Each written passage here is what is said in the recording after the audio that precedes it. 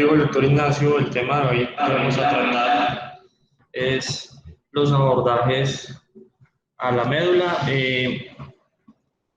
Antes de empezar a hablar propiamente de los abordajes, es necesario y prudente realizar un recuento anatómico breve de la parte tanto de las estructuras medulares y los tractos y la anatomía externa de la médula, que van a ser puntos de referencia importantes que vamos a tener cuando abordamos patologías intramedulares, y también la parte de la irrigación medular. Entonces, cuando hablamos de la médula, tenemos unas generalidades que su función es controlar los músculos voluntarios del tronco y las extremidades, además de eso de recibir una información sensorial.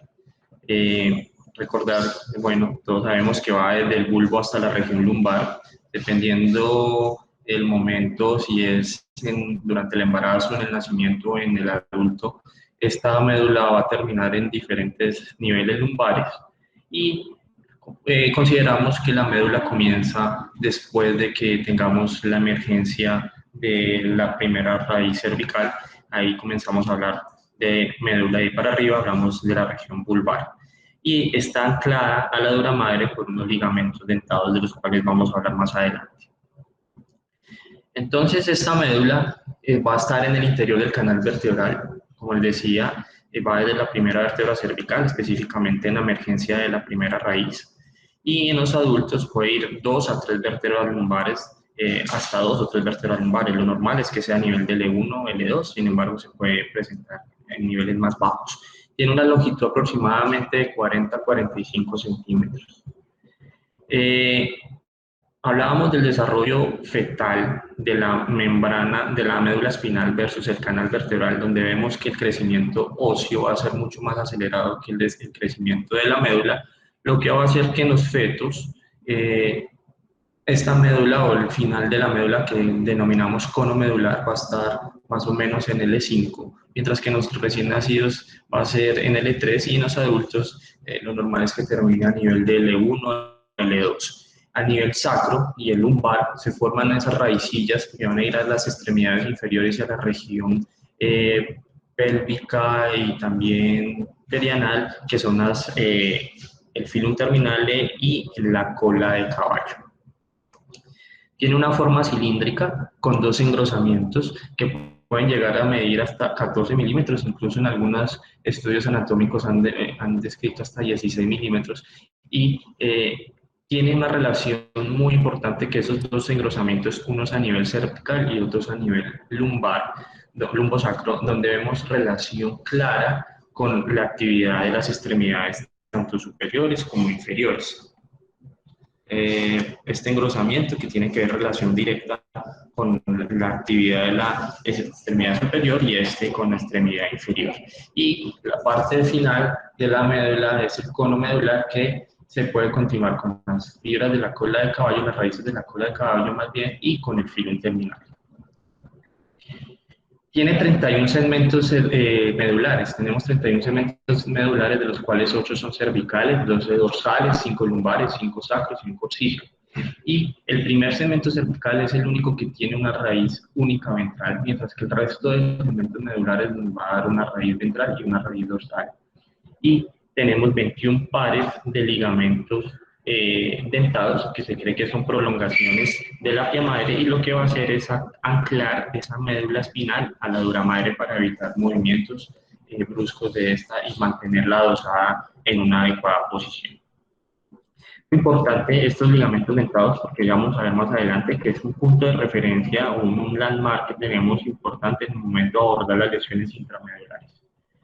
En este esquema les quería traer como la relación que tenemos de los segmentos medulares respecto a la columna vertebral,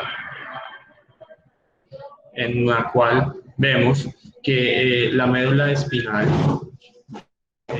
tiene un crecimiento mucho menor, y más o menos se cree que hasta C5 el nivel medular está en relación al mismo nivel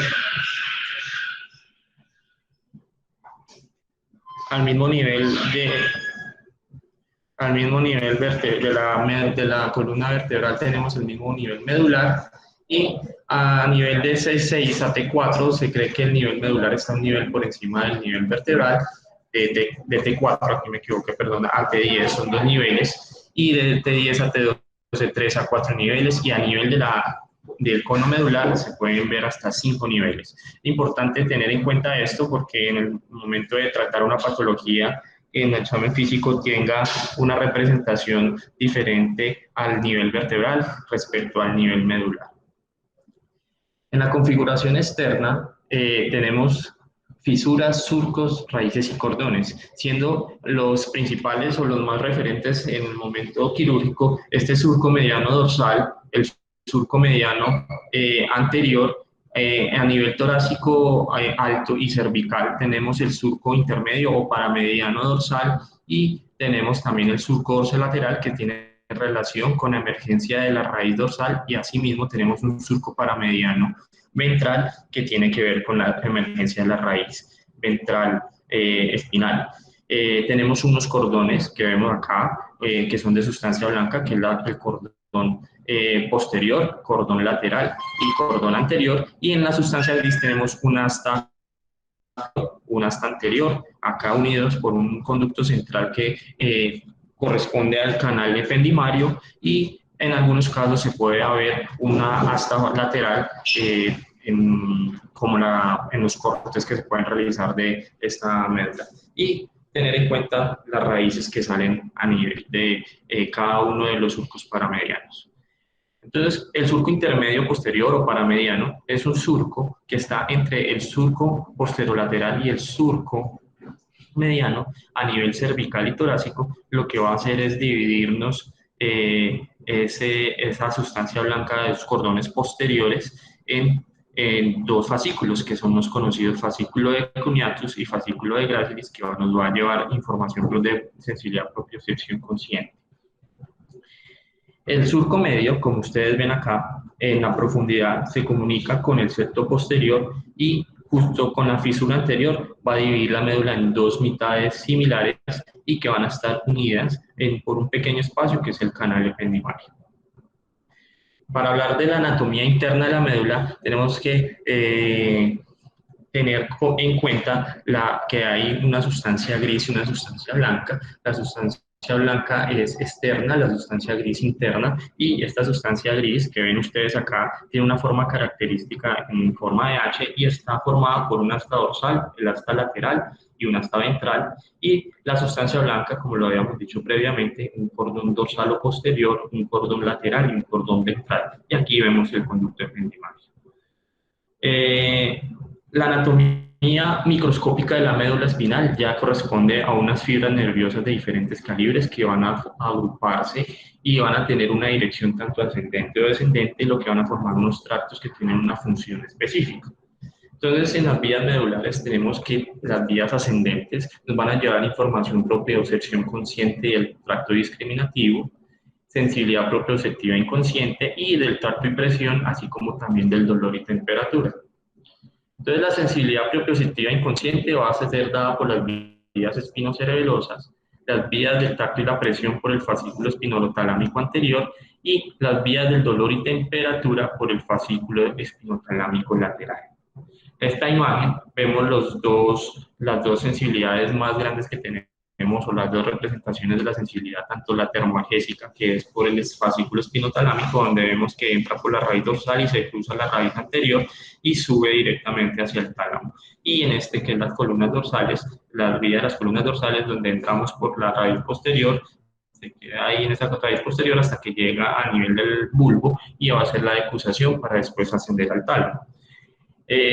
Las vías descendentes tenemos la vía piramidal o el fascículo corticoespinal, los fascículos vestibuloespinales, los fascículos rubroespinales, fascículo dorsolateral o del Sauer, que en este vamos a tener una salvedad importante en el momento de los abordajes quirúrgicos, y también tiene una información que da tanto ascendente como descendente, como integrando la información que reciben a los niveles medulares adyacentes. Tenemos los fascículos reticuloespinales, vestíbuloespinal lateral y medial, tectoespinales y los propios de la médula. Esto es más o menos la representación de cada uno de esos tractos o fascículos en la médula. donde vemos en azul las vías ascendentes, perdón, y en rojo las vías descendentes. Vemos acá los fascículos gracil y cuneatus, ¿sí? Que son importantes en la sensibilidad o la propiocepción consciente. Y aquí vemos el más importante, que sería estos dos, el espinotalámico lateral y el espinotalámico ventral, que nos van a dar información de tacto, presión y además de eso de temperatura y dolor. Así tenemos otros como es el espinocerebeloso dorsal, el espinocerebeloso ventral. Acá tenemos el espinobolivar, que nos ha encontrado una función específica, el espinotectal, que tiene una integración de la sensibilidad con la visión o con la parte de la información visual. Y en las vías descendentes tenemos importante o relevancia que en el momento de un abordaje quirúrgico, que es el tracto córtico-espinal lateral. Miren la relación que tiene acá con el fascículo o ligamento de Lisauer, el fascículo de Lisauer o fascículo dorsolateral. Aquí tenemos el tracto rubroespinal, que nos va a dar una información, va a hacer una actividad flexora de los miembros superiores, que va desde el mesencéfalo a los miembros superiores. El tracto de reticuloespinal y vestíbuloespinal, que lo que va a hacer es, además de eso, tener un control de los movimientos y el estiramiento de las extremidades, la parte extensora. Y el tracto espinal, una información que tiene que ver con la parte visual y una integración de la parte visual y la parte motora de las extremidades. Y acá está el córtico espinal anterior, que lo que hace es controlar los movimientos finos de las extremidades, por ejemplo, en actividades como escribir o hacer alguna manualidad, tejer, tiene esta información.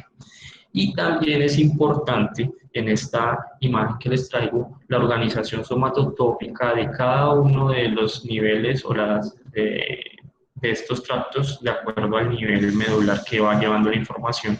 Y vemos que en la parte del tracto cortico-espinotalámico y el corticoespinal o las piramidal, vemos que la integración o la representación más bien de esta parte cervical está más medial, y a medida que va disminuyendo o en el nivel hacia torácico, lumbar sacro, se va volviendo más externo, y esto es lo que explica la mayoría de los síntomas cuando tenemos un síndrome centromedular.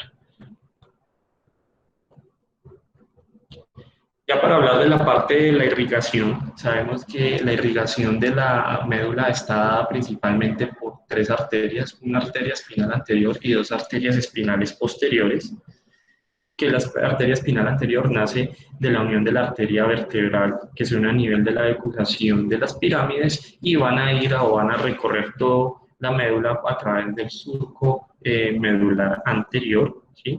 Y puede ir un poquito incrustado o dentro de la profundidad de este surco, y nos va a dar unas ramas a cada uno de los lados. Además de eso, que tiene una importancia relevante al irrigar los 2/3 anteriores de la médula, y va a recibir múltiples anastomosis y múltiples ramas afluentes, como son de las arterias radiculares, que entran por los agujeros de conjunción a nivel cervical, de las ramas intercostales a nivel torácico y de las ramas de la arteria radicular magna de Anquiewicz a nivel lumbar, dorsolumbar bajo. Entonces, la arteria espinal anterior va a tener una ramificación similar a la arteria, a las arterias puentes de la arteria basilar. Va a tener unas ramas profundas a lo largo del surco ventral y se ramifican al lado y van a penetrar a la sustancia gris y a las astas anteriores, y además de eso van a formar unas arterias circunferenciales laterales y penetrantes que van a dar la irrigación a la sustancia blanca anterior, a lo que se llama como la corona radial espinal.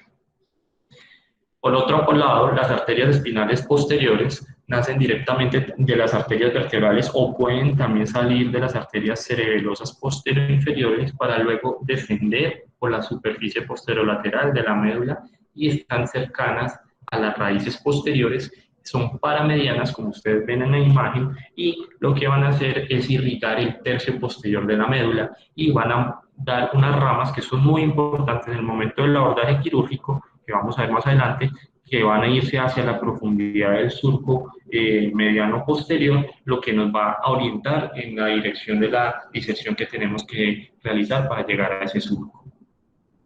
Entonces, la arteria espinal anterior irriga los 2/3 anteriores de la médula, las astas anteriores, va a tener una importancia en los tractos espinotalámicos laterales y en el tracto corticoespinal. Y las arterias espinales posteriores van a irrigar el tercio posterior y las columnas posteriores, grácilis y cuneados. Entre estas dos zonas hay una zona que se considera como la zona limítrofe transversal de la médula, que es pobre de frecuencia de irrigación. En el sistema horizontal tenemos arterias espinales, como las que ustedes ven acá, una rama espinal, ¿cierto? Que son ramas que irrigan el nervio espinal y el ganglio de la raíz dorsal, sin embargo no llegan a la médula, van a dar también unas ramas radiculopiales que llegan solamente hasta la pía madre, y ya tenemos las arterias radiculomedulares que se alcanzan la médula espinal, como ustedes ven acá, tenemos tanto una anterior y una posterior, y van a dar irrigación que se va a comunicar y van a hacer una anastomosis con esas ramas longitudinales, que son las espinales anterior y posteriores. Esta imagen la traje para que miremos cómo son esas ramas que se anastomosan a las arterias longitudinales, como es la arteria espinal anterior, recibe a nivel cervical las arterias radiculares cervicales, acá a nivel dorsal alto, las arterias intercostales posteriores, y a nivel dorsolumbar vemos las ramas de la arteria radicular magna o de arteria de Dahenkier. Esta imagen nos muestra que tenemos acá la rama, la arteria intercostal posterior, que sale directamente de la aorta, esa va a dar un ramo posterior, y ese ramo posterior a su vez va a dar una rama espinal, que a su vez va a dar la rama medular segmentaria anterior y la rama segmentaria posterior, que son las que van a estar propiamente en contacto y irrigando la superficie de la médula espinal en el momento de los abordajes quirúrgicos. Y aquí vimos como estas ramas, por ejemplo la rama medular segmentaria anterior se une a esa rama espinal anterior, y acá esta posterior a estas ramas espinales, a estas arterias espinales posteriores. Y vemos además que estas arterias espinales anteriores y posteriores dan unos ramos que van a irse rodeando, que son las ramas como circunferenciales, rodeando toda la sustancia blanca, y además de los vasos internos, que ya vamos a hablar propiamente de la médula, intramedulares, y van a irrigar todo esto que es la corona rodeada, que se llama vaso corona. Y el sistema arterial intramedular tenemos arterias centrales y el plejo perimedular. Las arterias centrales nacen de la arteria espinal anterior, penetran en la fisura mediana o el surco mediano anterior, y van a irse a la comisura blanca anterior y emiten una rama para cada lado de la médula espinal, y la parte más profunda de la sustancia blanca, la sustancia gris, exceptuando las puntas de las astas posteriores, van a ser irrigadas. Las astas posteriores van a ser irrigadas por ramas penetrantes de las arterias espinales posteriores, igual que los cordones posteriores. Y el plejo perimedular son varias arterias anastomóticas provenientes de las arterias espinales anterior, posterior y radiculopiales, que les mostré en la imagen, en esta imagen, que lo que van a hacer es que van, y también de la parte más profunda de la irrigación de las centrales, que pueden llevar ramos hasta allá, y van a hacer van a hacer una anastomosis y van a irrigar toda la sustancia blanca en una forma radial, lo que van a llevar al nombre de corona radial de la médula. En la parte venosa, entonces tenemos ese plejo venoso de la pía madre, después van a ver unas venas espinales anteriores y posteriores que van a drenar en unas venas radiculares, venas intervertebrales, y posteriormente los plejos venosos vertebrales interno y externo. Ya, después de este recuento anatómico, vamos a hablar de las mielotomías. Este esquema que nos muestra las zonas seguras de entrada que tenemos para realizar un abordaje intramedular, habla básicamente de estos cuatro, aunque hay otros descritos, pero vamos a enfocarnos más que todo en estos cuatro, que son la mielotomía de la línea posterior, muy útil para la mayoría de los tumores que son intrínsecos, y se usa cuando tenemos una extensión mediana para mediana posterior de esas lesiones. El surco posterolateral También es un abordaje que tiene relación directa con la zona de la entrada de la raíz dorsal, como ustedes ven acá, y son lesiones que están lateralizadas posterior a la inserción del ligamento dentado, que estaría más o menos acá, la mielotomía anterior o paramediana, que son lesiones anteriores o anteromediales, realmente es un abordaje que está descrito, pero no es muy frecuente realizarlo, y el lateral, que es a nivel del ligamento dentado, que es propiamente lesiones laterales. Entonces, este esquema nos muestra las diferentes tipos de lesiones que podemos presentar. Aquí vemos una vista anterior, donde vemos una lesión paramediana, donde podríamos hacer un abordaje por esto, mielotomía del cordón anterior, para llegar a esa lesión. Y aquí vemos la relación que tiene la arteria espinal anterior irrigando los 2/3 anteriores de la médula. Lo importante es tener cuidado con esto, y la arteria espinal posterior irrigando el tercio posterior.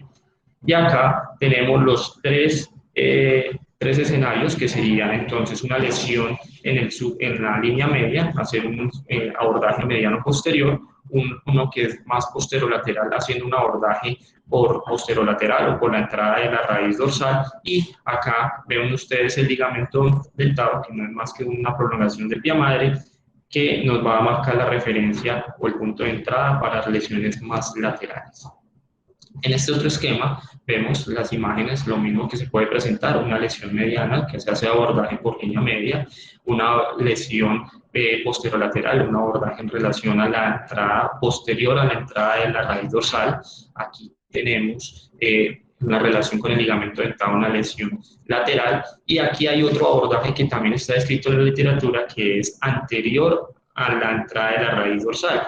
Ustedes ven esta imagen, comparan esta de acá, aquí se hizo posterior a la entrada y aquí se hace anterior o justo anterior a la entrada de esa raíz dorsal.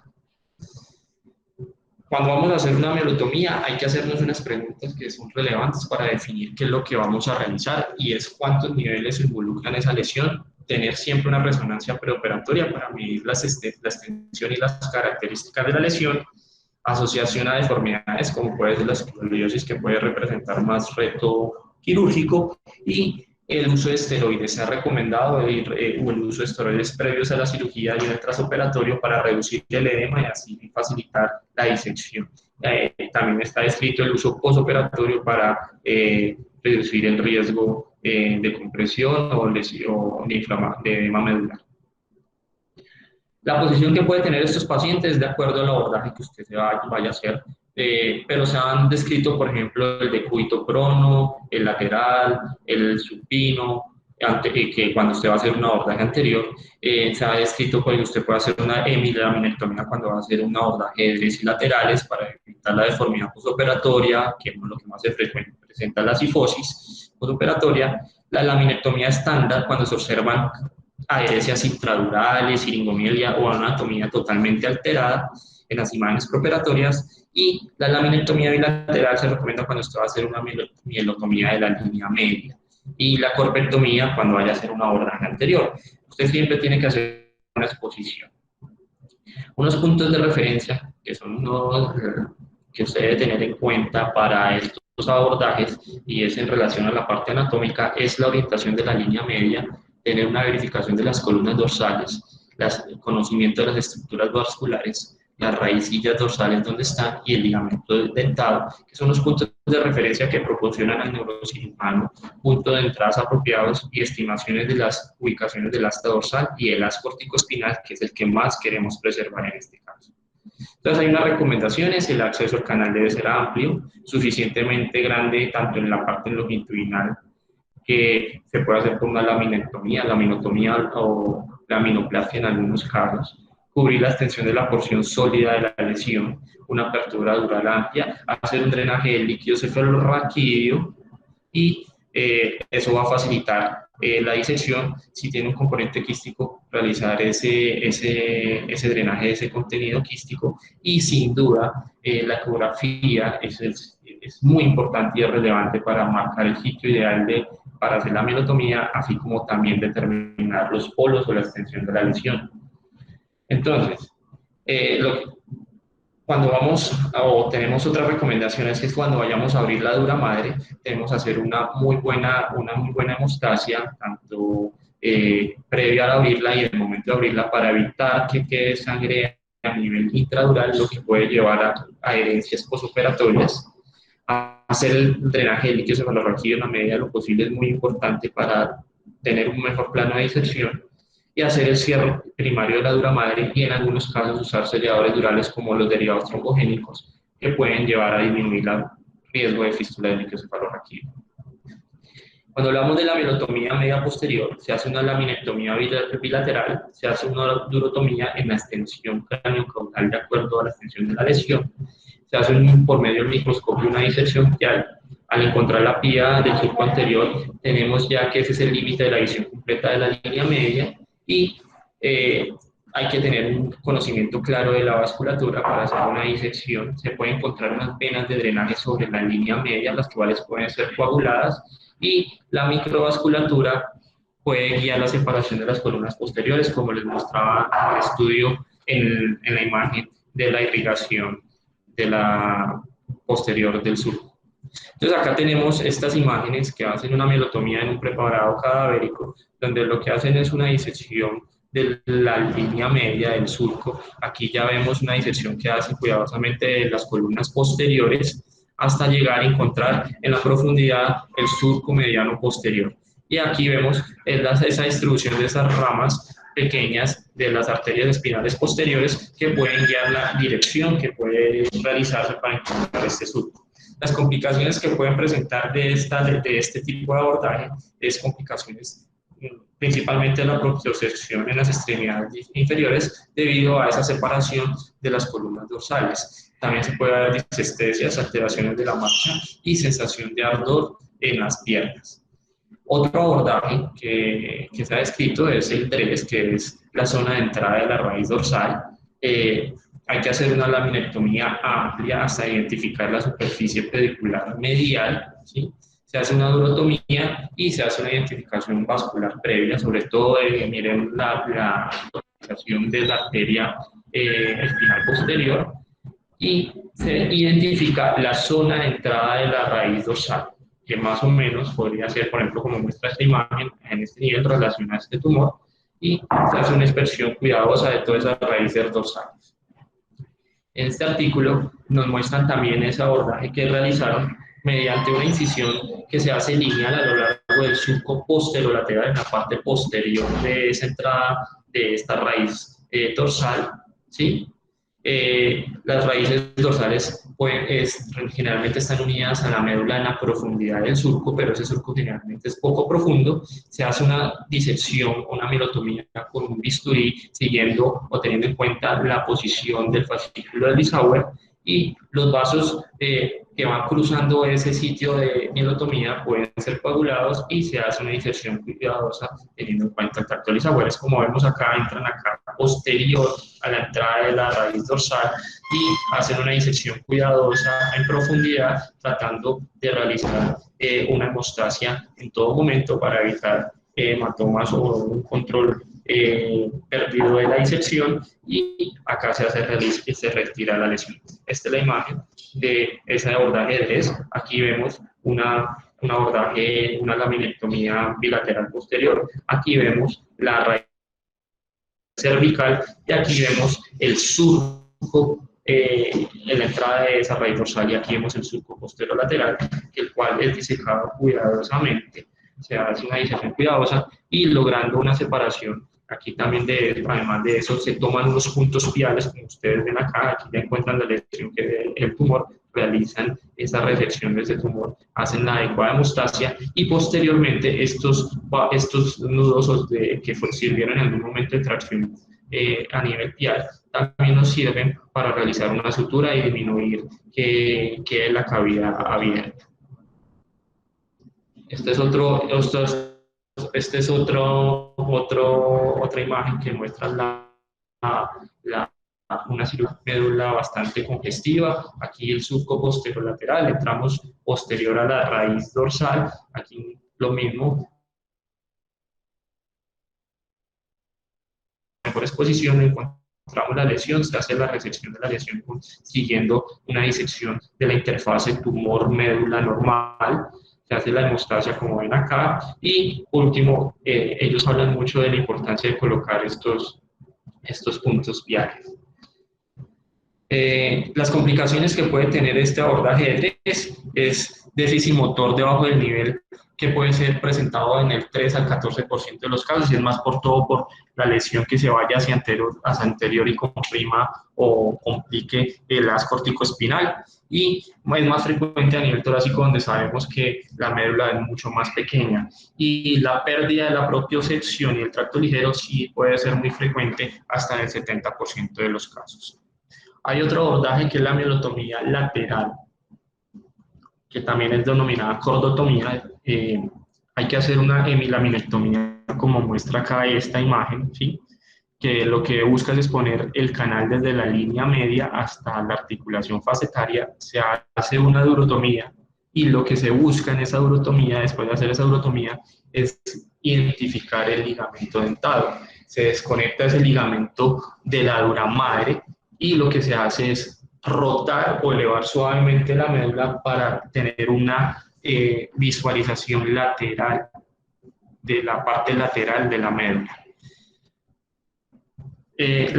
Se hace una cordotomía, una mielotomía de profundidad de 3 a 4 milímetros justo por debajo de la inserción del ligamento dentado. Como ven ustedes en esta imagen, acá está el ligamento dentado, estas son las astas anteriores, astas dorsales, se hace por detrás el abordaje, se desinserta ese ligamento dentado, y en este caso tenemos una malformación cavernosa que está anterior a ese ligamento dentado.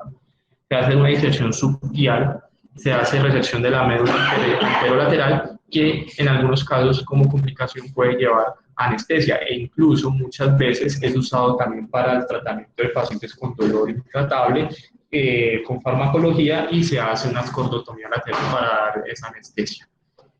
Puede haber sangrado, hay vasos ahí que son sobre todo vasos centrales que vienen de la parte de la arteria espinal anterior, hacer una hemostasia y una disección adecuada. Puede presentar esta disección, es la retención e incontinencia urinaria hasta en 1/3 de los casos en relación a los fascículos que vemos, como es el rubro espinal, el retículo espinal. Las disestesias permanentes, que pueden ser molestas, pueden ser hasta en el 11% de los casos. Una hemiperesia transitoria está en cercanía al arco corticoespinal. Una dificultad respiratoria o supresión en cordotomías cervicales se puede ver hasta en el 4%. El dolor en espejo, que se ve hasta en el 11% de los casos, en los que se experimenta un dolor que es similar al que se presentaba en el lado que se operó, que se puede presentar en el lado opuesto, es generalmente en estos pacientes que son tratados para control del dolor. Otra variante de este abordaje, que ya lo hemos dicho, es el ADRES, que es la mielotomía en la zona de entrada anterior a la raíz dorsal. Y es lo que habíamos dicho, aquí tenemos la raíz dorsal, y en vez de hacer el DRES, que es posterior acá, este es justamente anterior a la entrada de la raíz dorsal. El paciente también está en decúbito prono. Este artículo, que fue publicado en el 2018, fue donde publicaron o describieron esta técnica. Se hace una laringectomía, se hace una durotomía de la línea media hasta el sitio de extensión del tumor, se hace una mielotomía adyacente al tracto posterolateral del Isauer y la zona de entrada de la raíz dorsal, adelante de la raíz dorsal y en relación al ligamento del Isauer. Eso quiere decir que se hace entre el tracto dorsolateral, o sea, el fascículo del Isauer, y los tractos espinocerebelosos dorsal anterior y el haz corticoespinal lateral. O sea, es un sitio de entrada muy pequeño y que tiene bastante riesgo de tener al paciente con una hemiparesia posterior. Es una de las que más se presenta en este tipo. En este acá, miren, vemos acá una imagen de un cavernoma, vemos la imagen de palomita de maíz a nivel anterolateral. Aquí lo que hacen es este abordaje siguiendo la parte, aquí vemos que la raíz anterior, perdón, está traccionada aquí, si la ven acá, aquí se entra anterior a esa raíz dorsal, esto es hacia medial, hacia anterior, y se entra por acá, realizan acá, miren la raíz dorsal totalmente traccionada o elevada para tratar de dar ese abordaje anterior a esa raíz dorsal, y esto es más o menos lo que se busca en esa cirugía. Aquí vemos la médula, dura madre acá abierta, y aquí vemos la raíz dorsal donde se eleva esa raíz dorsal y entramos anterior a la inserción de esa raíz dorsal. El otro abordaje o la otra mielotomía descrita es la mielotomía anterior, que es más usada cuando tenemos tumores, valga la redundancia, anteriores y a nivel cervical, sobre todo es donde más se ha usado en tumores que tienen localización de C3 a T2. Hay que hacer unas corpectomías y las disectomías adyacentes para lograr una buena exposición. Se hace una remoción del ligamento longitudinal posterior, una durotomía, y hay que tener en cuenta que podemos tener vasos o venas piales anteriores muy dilatadas, tratar de coagularlas en lo mínimo, pero tratando de tener un campo quirúrgico limpio. Se hace un abordaje lateral a la arteria espinal anterior, en este caso diferente a la otra, la arteria, al abordaje posterior, la arteria espinal va justo en toda la mitad, entonces lo recomendable es no entrar justo en el medio, sino por la parte lateral, lo que llaman una incisión del funículo anterior o del cordón anterior, que sería en cualquiera de estas, en este sitio. ¿Listo? Medial a la raíz ventral, que sería esta. Este caso nos muestra a un paciente con un tumor a nivel de C7, donde realizan una corpectomía y la disectomía de los niveles adyacentes, hacen remoción del ligamento longitudinal posterior y ya tenemos una exposición directa de la dura madre a nivel cervical. Vemos los vasos piales bastante congestivos y una lesión que no ha mostrado un plano muy propiamente, había una interfase clara entre tumor y médula. Sin embargo, hacen una resección guiados también con el aspirador ultrasónico, y aquí queda la cavidad y la insistencia de ellos en cerrar esa cavidad pial para evitar complicaciones quísticas. También se puede hacer a nivel dorsal, como vemos acá, este paciente se ve diagnosticado con esta lesión anterior, que fue dada como un hemangioblastoma a nivel dorsal. La vemos acá y acá, una lesión pequeña. Se le hace un abordaje por una toracotomía retropleural. Se utilizan estos retractores de cirugía mínimamente invasiva separables de costilla, y se llega, como muestran ustedes acá, a la parte anterior de la médula. Aquí ven la lesión, que es esta lesioncita que consideran que es el hemangioblastoma, y el control postoperatorio con una adecuada resección de la lesión. Entonces, ya para hablar de recomendaciones de la mielotomía, siempre hay que tener en cuenta respetar la vasculatura. Las venas de drenaje sobre el surco medio posterior pueden ser coaguladas, y esas venas piales exteriores estén muy dilatadas y que puedan generar que nos deteriore la visión del campo quirúrgico a nivel anterior, también pueden ser coaguladas. Y del surco medio posterior, siempre tener claro que los vasos van guiando la disección microquirúrgica de la columna posterior. A nivel anterior toca entrar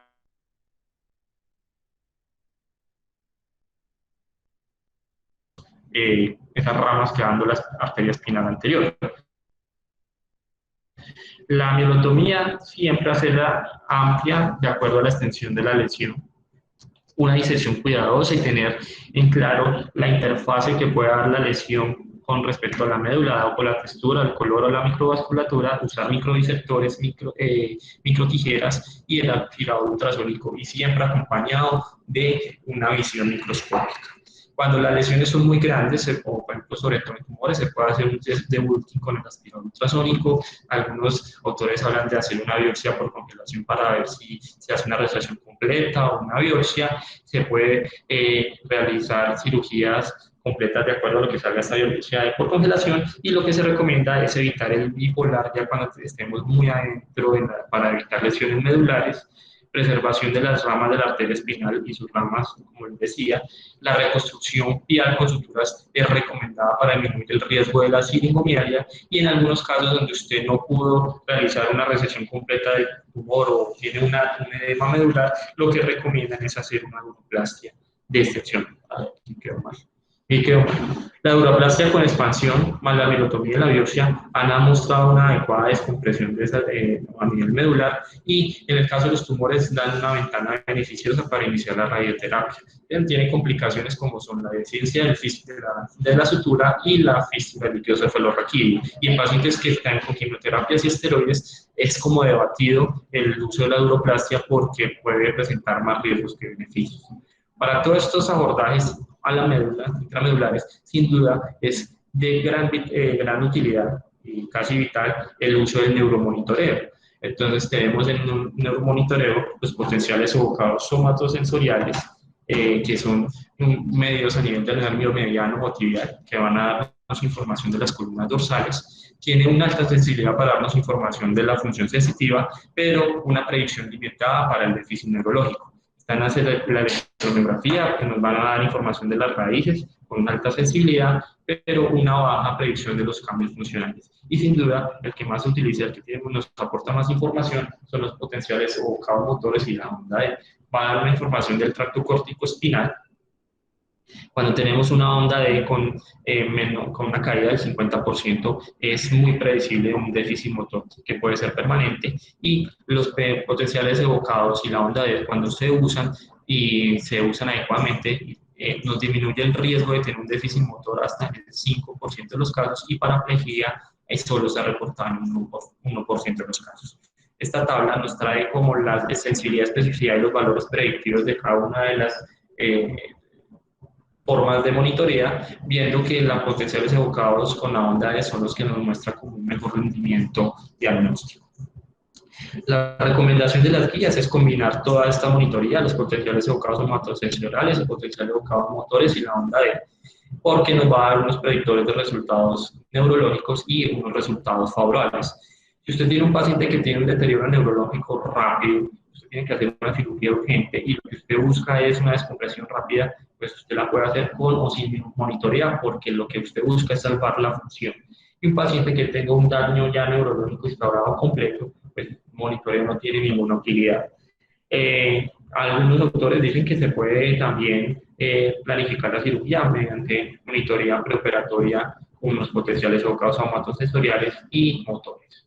Entonces, después de la apertura dural, usted va a tener una monitoría de las columnas posteriores, ayudan a identificar el surco posterior para realizar la adecuada mielotomía. Si tenemos una reducción de la amplitud de los potenciales evocados de más del 50% más o un aumento de la latencia de más del 10%, hay alto riesgo de deterioro de la parte sensitiva. Y cuando tenemos una onda, unos potenciales evocados motores y la onda D son útiles para las inserciones cercanas al tracto corticoespinal, como vimos en esos abordajes laterales, tanto el DRES, el LADRES y los abordajes propios que tengan que ver con el ligamento dental. Si tenemos una reducción de los potenciales evocados motores, nos va a hablar de una predicción de déficit motor temporal. Hay que hacer una disección cuidadosa y tener siempre que se pueda la monitoría de la onda E, porque esa monitoría de la onda E va a ser más específica. Si tenemos una reducción de la amplitud de la onda E del 50%, vamos a tener una predicción de déficit motor permanente. ¿Y qué es lo que se va a hacer en ese caso? Para la disección, irrigar con solución salina tibia, aumentar la tensión arterial media de 10 a 20 milímetros.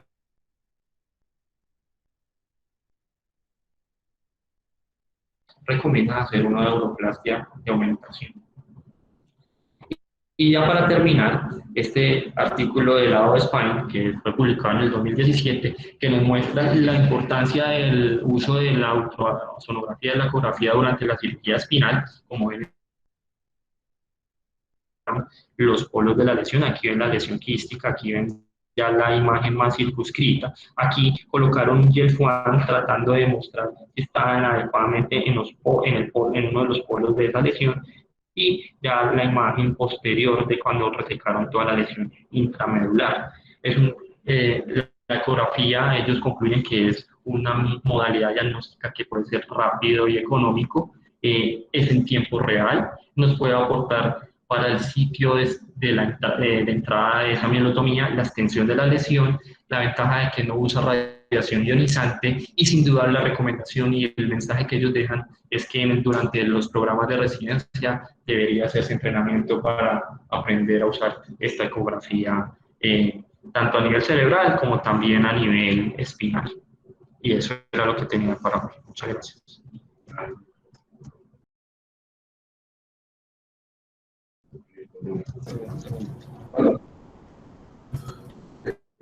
Daniel, muchas gracias. Muy interesante el tema. Particularmente me parece que es menos riesgoso hacer la mielotomía a través del DRES en la parte posterior de la raíz sensitiva, porque aunque uno no va por la línea media, encontrar la línea media en lesiones tumorales o siringomielia muchas veces no es fácil y puede hacer una lesión de los cordones posteriores. Me gustaría oír el concepto de los otros con respecto a este abordaje, pero yo creo que sobre todo en siringomielia y en tumores que la resonancia permite abordarlos a través de un DRES es mucho mejor.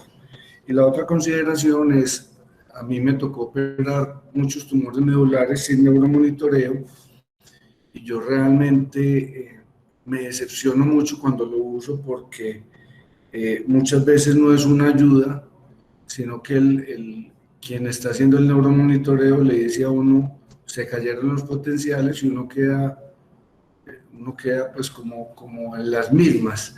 Entonces uno no sabe si seguir o suspender la cirugía y a veces se caen los potenciales y el paciente no tiene ninguna alteración neurológica. Entonces a mí me parece que no es una ayuda tan efectiva como uno quisiera, siempre y cuando es efectiva cuando esté la onda D, pero la onda D entiendo que no siempre nos la hace, por la razón del electrodo. También quisiera oír el comentario de los expertos sobre este tema. Muchas gracias y felicitaciones a Daniel.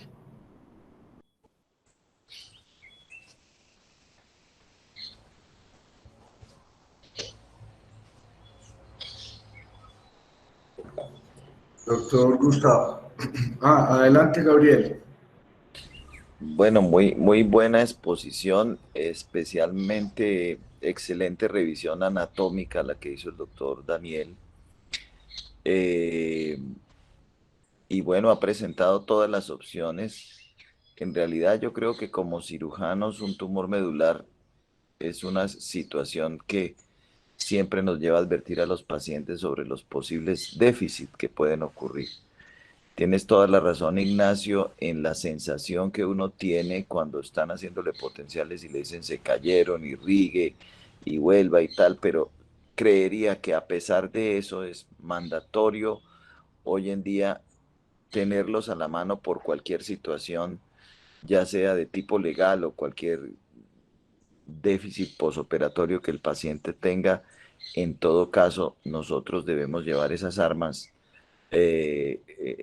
expuestas para decir, nosotros usamos todo lo que está disponible en el momento, el paciente tiene un déficit que estaba advertido.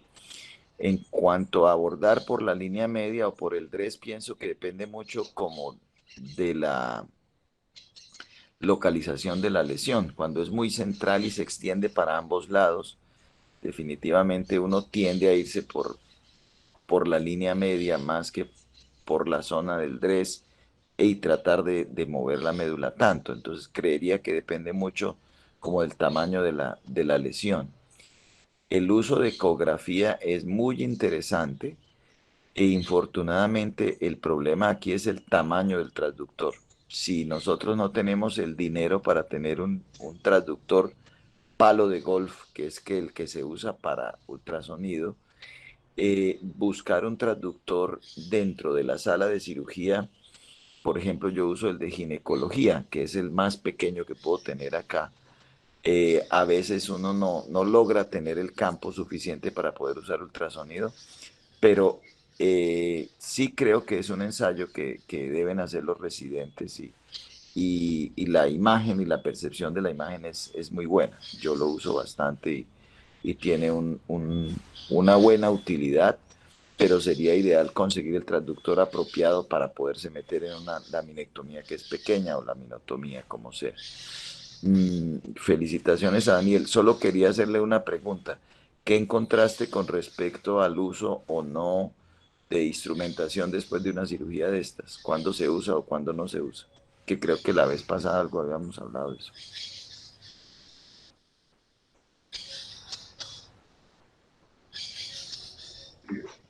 Profesor, realmente para esta charla no lo revisé puntualmente, pero se va a tratar el tema el próximo miércoles. Se va a tratar el tema de instrumentación y sobre todo en edad pediátrica, que es niños con las lesiones intramedulares. Ok, gracias. Este miércoles vamos a revisar ese tema, Gabriel.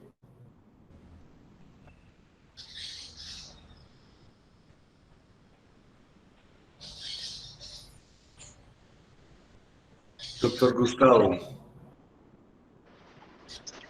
Buenos días, Nacho. Muy buena revisión la de Daniel, muy interesante.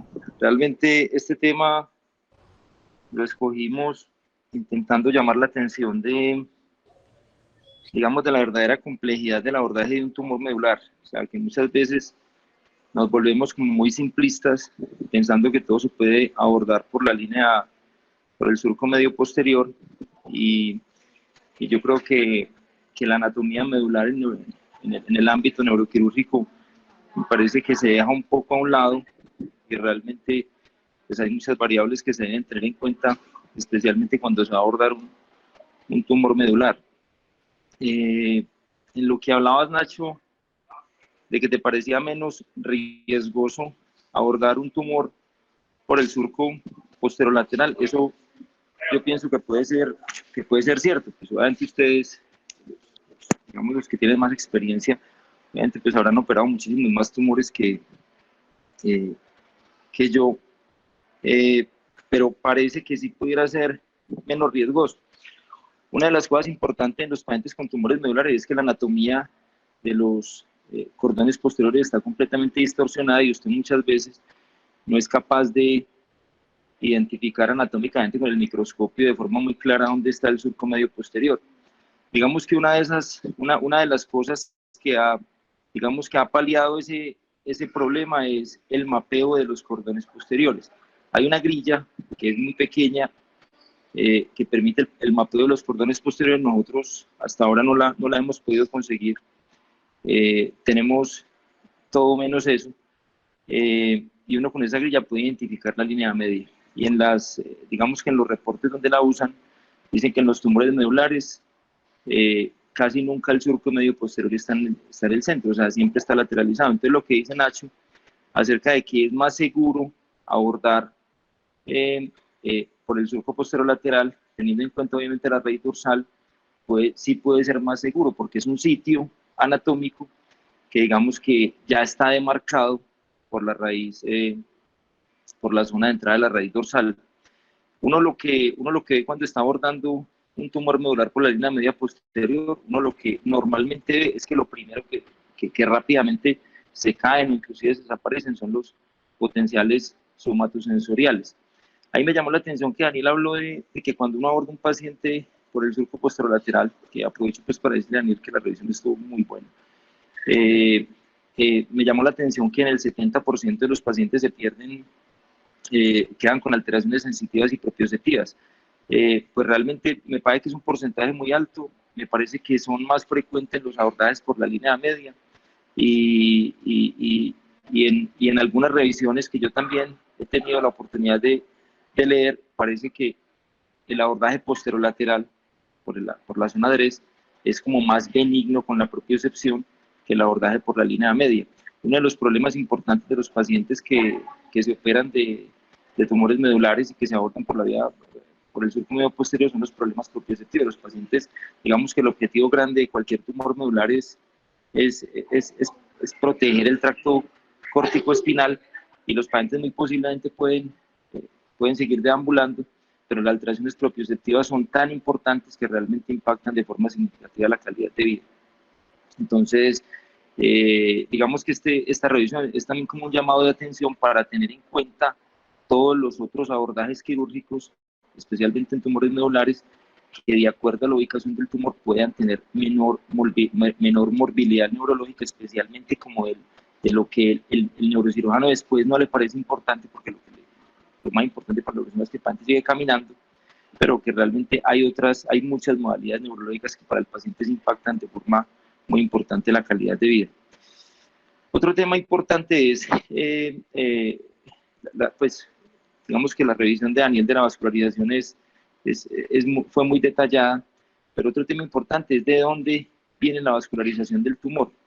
Pues en ependimomas, que es lo que más operamos, la vascularización no es ni posterior ni lateral, es anterior, o sea, la vascularización viene de la arteria medular anterior. Entonces, digamos que la disección inicialmente, cuando uno está disecando un ependimoma, uno ve que es muy fácil y que es muy, digamos que es muy amena, porque el tumor casi nunca tiene vascularización en la parte posterior ni lateral. La vascularización es anterior, entonces digamos que la última parte del procedimiento, cuando uno está terminando de sacar el ependimoma, cuando lo está despegando de la pared anterior de la médula, esa realmente es la parte más importante, porque en la tracción del tumor, y digamos que en la falta de cuidado de la coagulación de los pequeños vasos aferentes tumorales, es donde está la clave para que el paciente, es donde está una de las claves importantes para que el paciente no haga una lesión neurológica mayor. Entonces, digamos que hay que hacer una disección muy cuidadosa, especialmente al final del procedimiento, cuando se está despegando la parte anterior del tumor. Diferente en astrocitomas, que los astrocitomas tienen vasos tumorales de cualquier parte de la médula, porque pues, son lesiones más infiltrativas y digamos que por su origen realmente no tienen como una vascularización predominante. Bueno, y otro detalle importante, y que recientemente ha sido, digamos, muy descrito en la literatura, especialmente en trauma raquimedular, es el cierre de la dura madre. El cierre de la dura madre en los tumores medulares muchas veces no debe ser, o hay que evitar perder volumen del saco tecal. Está demostrado obviamente que ustedes pueden que para un tumor medular, la médula se dematiza. Y cuando la médula se dematiza, muy probablemente puede quedar compartimentalizada o hacer como se está describiendo, por ejemplo, en este momento en trauma raquimedular, puede ser como un síndrome compartimental al interior de la dura madre. Entonces, algunas personas recomiendan que cuando usted tiene mucho edema medular y que cuando está cerrando la médula, si la médula realmente usted ve que está quedando muy, muy tensa dentro del saco tecal, se debiera hacer una muy buena plastia dural y como una expansión del saco tecal, como lo hacemos en una cranectomía descompresiva, que es lo que favorece que las presiones de perfusión medular realmente se mantengan en el postoperatorio y que el paciente no haga una lesión, no por la resección tumoral, por la manipulación, sino por hipoperfusión medular. Eso era lo que yo tenía por aportar, Nacho. Gracias, Tavo. En lo personal, yo trato de no usar el bipolar ni una sola vez mientras sea posible, porque me parece que la hemostasia se hace muy fácil con un pequeño cotón y esperando un ratico. Creo que el bipolar es muy dañino en los abordajes a la médula. Salomón, si nos estás escuchando, ¿cuál ha sido tu experiencia en Canadá con las lesiones medulares?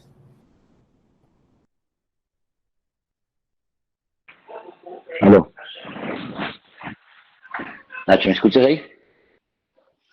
Sí, señor, muy bien.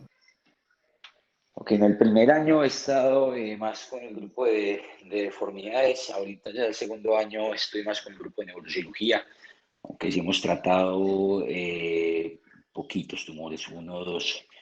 Los que se hicieron fueron muy posteriores, lesiones pequeñas, más que todo con el objetivo de hacer como una biopsia, más que planeando una resección completa. Así que no puedo profundizarte mucho al respecto, Nacho.